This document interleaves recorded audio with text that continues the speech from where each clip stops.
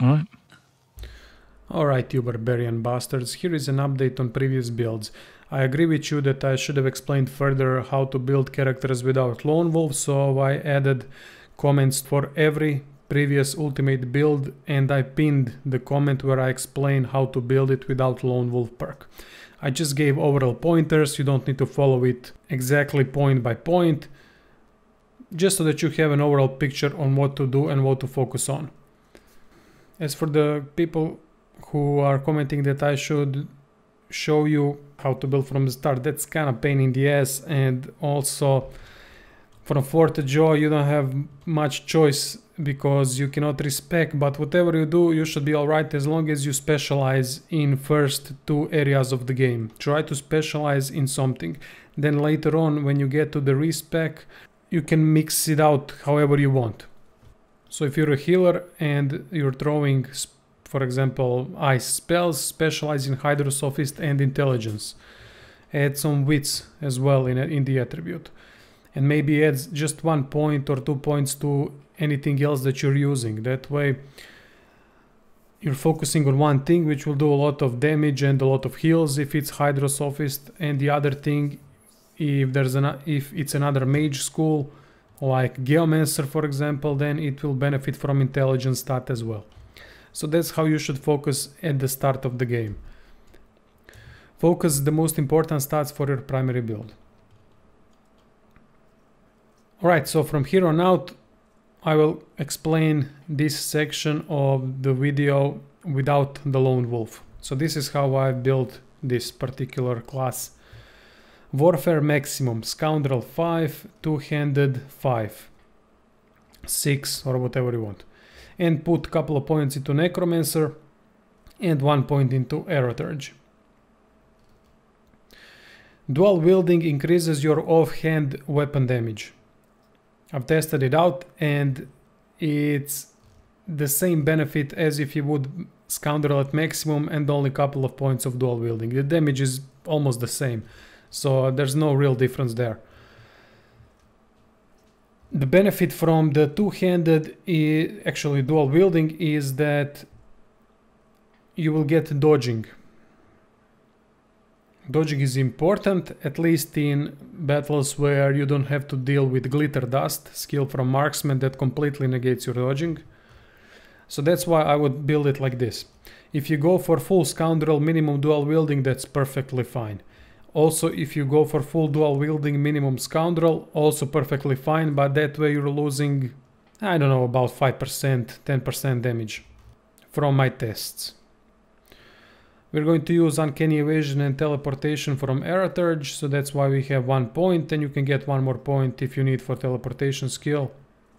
And you can get more points if you need from the gear, but I would suggest that you focus your gear to get more points into Necromancer, Scoundrel and dual wielding. In this video I will use Perseverance with Lone Wolf, because if you're playing solo or duo, Perseverance is one of the most important attributes in the game.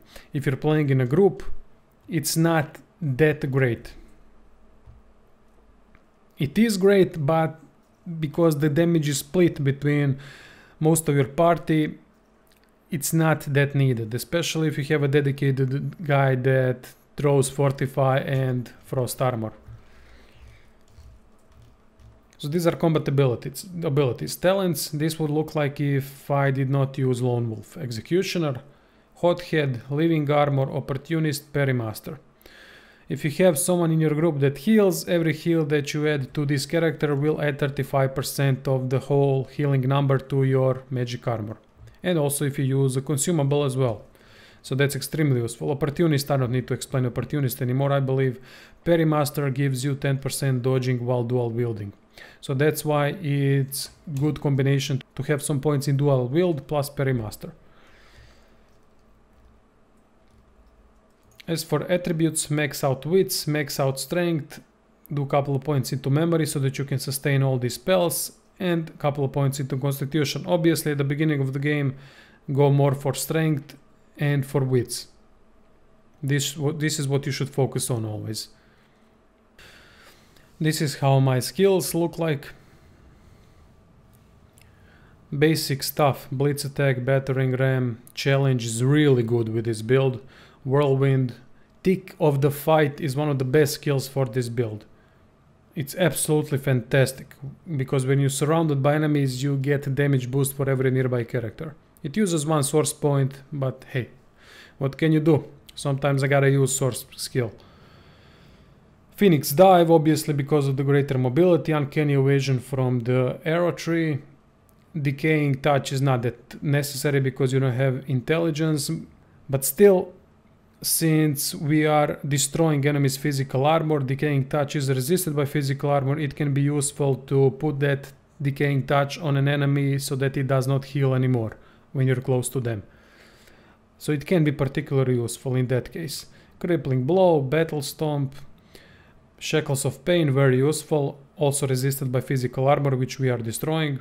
Bone cage, really good. Bloodsucker, I'm implemented, but there's no need if you don't want it. I don't like this skill. Many people say that this is good. I've never found a particular good use for it. Maybe mostly because my main guy, my frontliner, is undead. So that might be the thing. If you want, you can put a couple of points into Geomancer. Get Fortify as well, and Reactive Armor. Reactive Armor does not scale on anything except your maximum physical armor. So this is extremely good. If you want to spend that 1 point to Geomancy and increase from gear by 1 more point, then you will have these two skills that are really good. This is mostly fantastic because it removes poison, bleeding, burning, acid, decaying, while reactive armor can do a lot of damage in an area around you. So that's it. That's my whole build. What would be fantastic for this build as well is Polymorph. Polymorph is such a versatile skill tree. Unfortunately, I don't have, as I said many times in previous videos, a vendor here who I could purchase Polymorph books from. So what I do have though is these gloves, Queen's Hands, that give me Tentacle Lash. Tentacle Lash puts atrophy on my enemies. That means that they cannot attack. It's absolutely amazing because it is resisted by physical armor. Also, if you want, you can get Chameleon Cloak, spread your wings to get even more mobility from Polymorph tree. Chicken Claw, which is one of the best skills, and it is also resisted by physical armor. Forgot to mention gear. Armor of the Eternals is fantastic because it gives you immunity to stunned and immunity to shocked, and it also inflicts stun on contact. Get yourself critical chance increase, and if you're playing solo or duo, then with this build critical chance will go above 100%, which is not necessary. So what you can do is put, instead of Giant Flame Rune, Giant Thunder Rune. That will give you more dodging. For the weapon runes, go for Giant Masterwork Rune of Power. It gives you more strength and more damage as physical. To create a Giant Masterwork Rune of Power, you need Rune of Power frame. Here it is.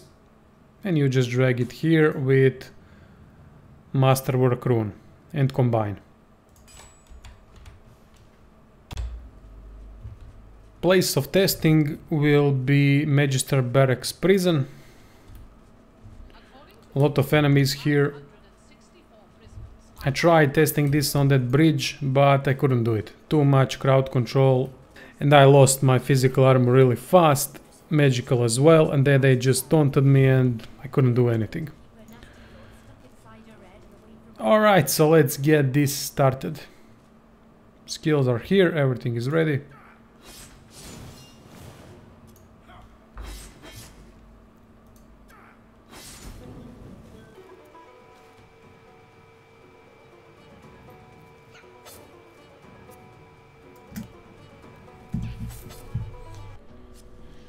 Simple stuff.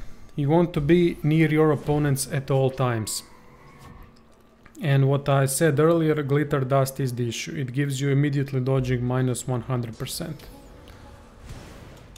What I still don't know, but I will test now, what happens if I use uncanny evasion directly after the glitter dust. Maybe it will negate it, but I did not see that at all. I did test it and it did not work like that. But let's see what happens now. Well, you get it back to almost normal. So it kinda counters it, but not really.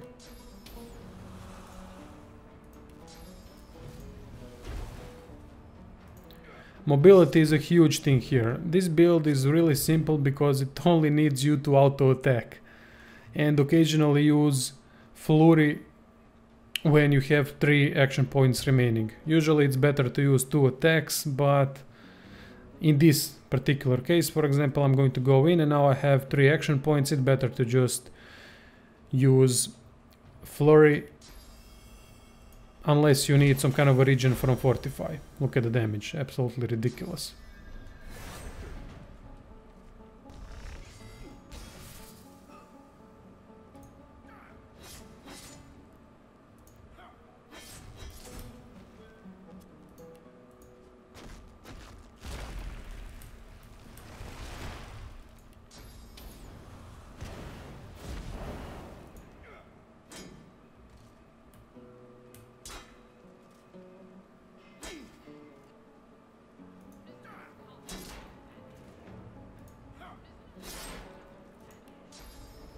Couple of crowd controlling skills like Battle Stomp can save your life as well.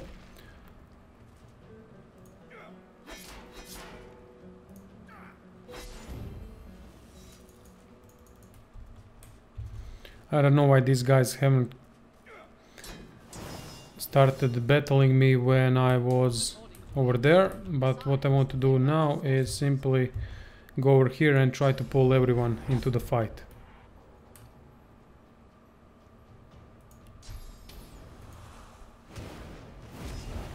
Now we're having a fight.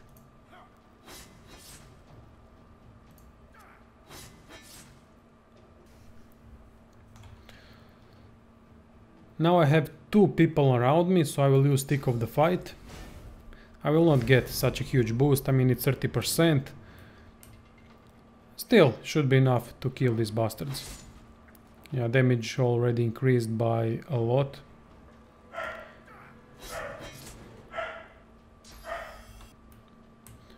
I love this blitz attack.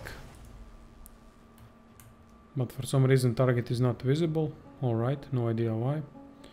So anyway, when you're 1 versus 1, you see what happens. No one can do anything to you.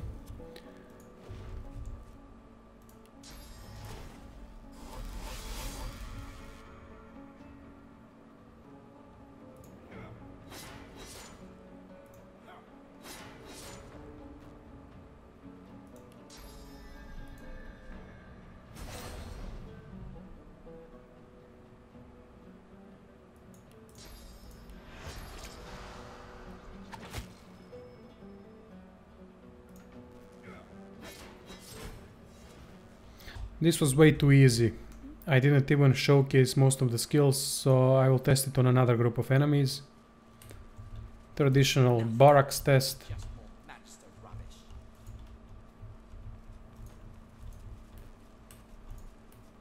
No Lord Camp here, already killed him. I want to focus on marksmen, yeah. I don't want that glitter dust on me. Alright, so you can see how many enemies there are. But yeah, some of them are running and not actually fighting me, which pisses me off because I want to use Tick of the Fight. These guys are so bugged. And I also want to use reactive armor so that you see how much damage you can do with this in area around you.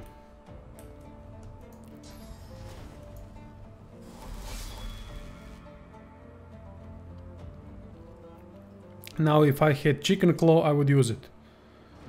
But I don't, so I will use Atrophy.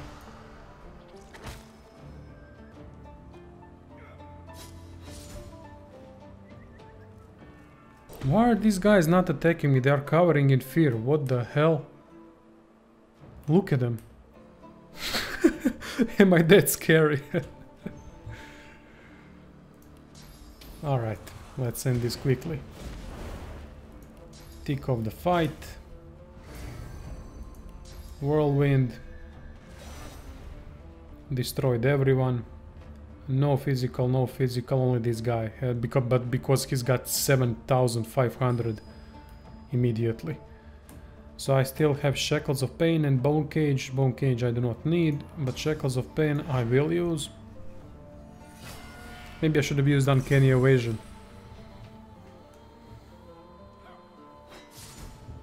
Ah, Shackles of Pain was a waste. Should have used it on this guy. I knew this girl would move and then I would attack her with Attack of Opportunity.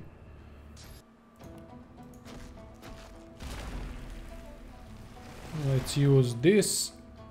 And then I'm going to use Bone Cage as well. Look at how far Bone Cage goes. Unfortunately there's only one dead enemy, but I want to boost to maximum. Now I have 8,000. Let's see how much. Look at the damage from the reactive armor now. Obviously this is all with Lone Wolf.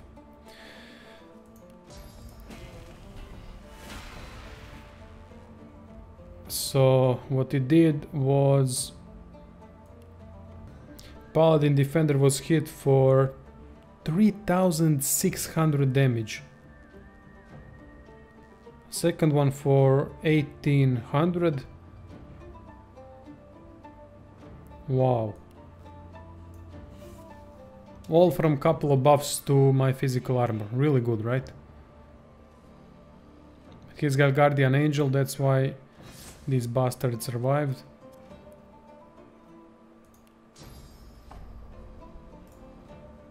Yeah, I will kill him. Or not. The hell?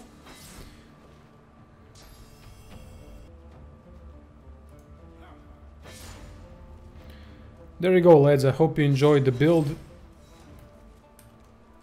I know with Lone Wolf it's much easier, but I think I properly explained everything.